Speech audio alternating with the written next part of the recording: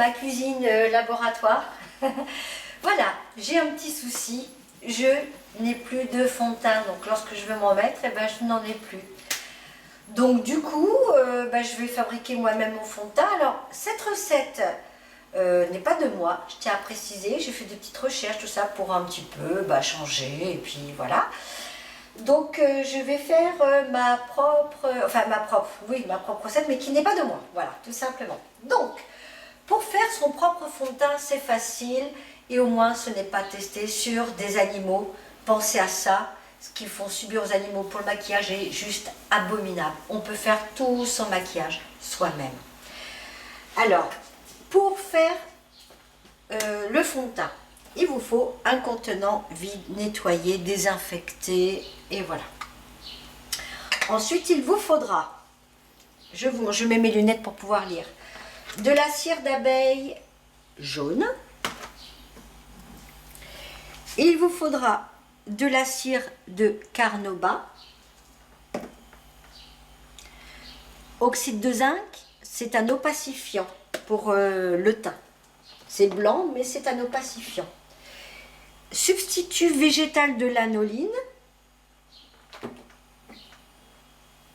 de l'ocre rose d'Italie. Moi, il m'en faut très peu par rapport au teint de ma peau. Après vous, ça dépend pour vous. De la base de teint sable doré, de l'oxyde brun. Si vous n'avez pas d'oxyde brun, vous pouvez prendre du cacao en poudre, hein, du beurre de karité, de la squalane végétale et de la vitamine E. Alors la squalane végétale, c'est issu d'huile d'olive. C'est pour protéger la peau, vous voyez. Donc on peut faire un fond de teint qui en même temps nourrit la peau. Il y a quand même du beurre de karité quand même. Vous voyez des choses assez intéressantes pour la peau. Donc au lieu de s'user la peau, de se vieillir la peau à cause du maquillage industriel qui en plus tue des animaux, font souffrir des animaux, pourquoi pas le faire soi-même? On nourrit sa peau tout en se maquillant, c'est quand même formidable. Donc pour démarrer, déjà on va allumer notre petite chauffeuse, vous pouvez le faire au bain-marie aussi, hein. Et dedans je vais mettre 7 grammes de squalane végétale. Alors, hop, je vais allumer ma petite balance. 7 grammes. Alors on y va, ou soit 40 gouttes. Ensuite, il nous faut 3 grammes de beurre de karité. Alors, beurre de karité, je l'ai mis ici, 3 grammes.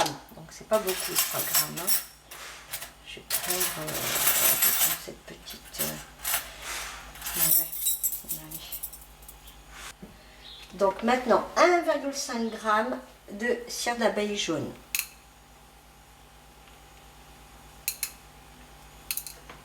Il faut faire attention avec la cire d'abeille, parce qu'on aurait vite fait se retrouver avec un fond de teint opaque. Donc autrement après c'est 0,8 g de cire de carnauba. Et ensuite on va mettre 7 g de substitut végétal de l'anoline. Qui se trouve, je cherche, voilà c'est ça. Donc on va mettre une cuillère d'âche, par exemple. Très bien.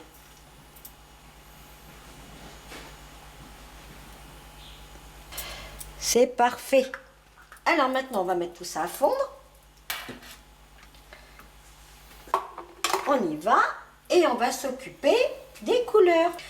Pendant que ça chauffe, je vais maintenant préparer mes couleurs, voilà, selon ma peau, tout ça. Alors, comme je suis en plus une artiste peintre, je fais de la peinture, j'aurais vite fait à trouver ma bonne couleur. Après, c'est à vous aussi de voir pour votre couleur à vous. Alors, il faut prendre un pignon, ça serait quand même mieux. Voilà. Alors, on va poser ça dessus et puis on va mettre directement les couleurs dedans. Donc ça, l'oxyde de titane, voilà. Alors, je vais plutôt commencer par ça. L'oxyde de zinc, donc c'est un opacifiant en fait. Hein. Ensuite, je vais mettre une cuillère d'âche d'oxyde de brun. Hop, c'est celui-ci. une cuillère d'âge d'oxyde de brun. Voilà. Ensuite, je vais mettre, je vais quand même mettre du sablé doré. Je vais mettre une cuillère d'âge de sablé doré. Voilà. Je vais mettre quand même un petit peu d'ocre rose. Il en faut impérativement. Pas beaucoup par contre, là je vais mettre une toute petite. Voilà. Et je vais piler tout ça. Hop. Ce qui va me donner à peu près la couleur que je vais avoir. Vous voyez ?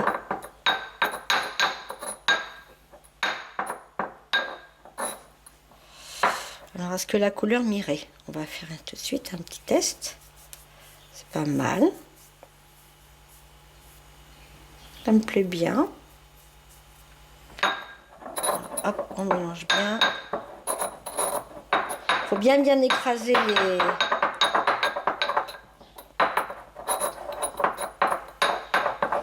les pigments.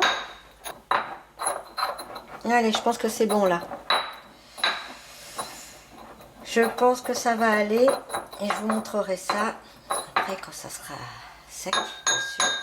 Alors, hop.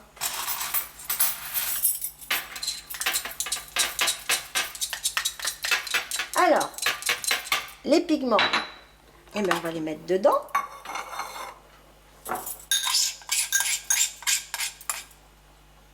Je vais plutôt renverser ça dedans.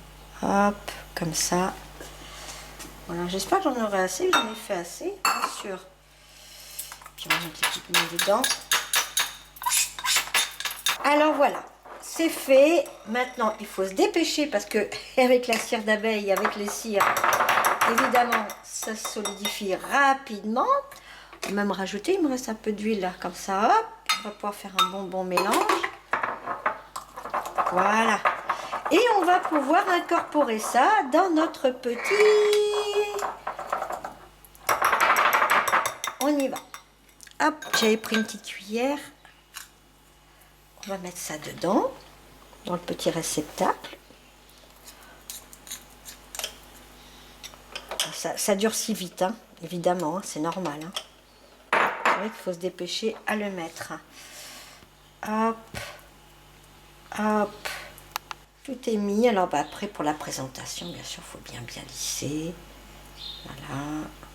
Et puis, bah, il faut laisser sécher à température ambiante, tout simplement. Et puis, bah, dès que ce sera sec, je reviens vers vous pour faire le point, quand même, pour voir. Hein. Alors, ça paraît très foncé comme ça. Mais en finalité, quand on étale sur la peau, ça éclaircit un peu. Regardez. Je vais vous montrer ça de plus près. Moi, j'en mets beaucoup sur le doigt aussi. On n'en met pas autant en général. Voilà. Et regardez. Vous voyez? Ça ne fait pas si foncé une fois étalé. Hop, je prends de là. Regardez ça. Voilà. Une fois étalé, regardez. Ça donne juste un teint de bonne mine. Vous voyez, regardez. Ça paraît foncé et finalement, non. Regardez la différence. Il n'y a pas une grande différence. Vous voyez? Voilà. Donc, ça paraît juste foncé. C'est pourquoi il faut bien... Ah, j'ai mes mains pleines de maquillage. C'est pourquoi il faut bien travailler les couleurs et prendre en considération avec sa peau. Hein, voilà. Prendre les pigments en considération avec sa propre peau. Voilà, tout simplement. Écoutez, je range tout mon petit bazar. Et puis, ben, dès que ce sera sec, je vous montre la fin. Et voilà. À tout de suite. 48 heures sont passées. J'ai laissé sécher mon fond de teint que vous voyez ici. Et le résultat est prodigieux. Je vais vous en apporter la preuve. C'est très simple. C'est ce que j'ai sur moi. Et là, ça ne colle pas. Regardez. Hop, preuve. Je suis juste conquise. C'est formidable. inutile d'acheter en supermarché des fonds de teint, tout ça.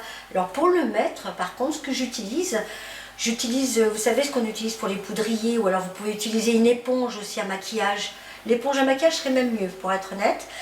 Et c'est génial. Je vous le conseille vivement. Voilà, c'est formidable.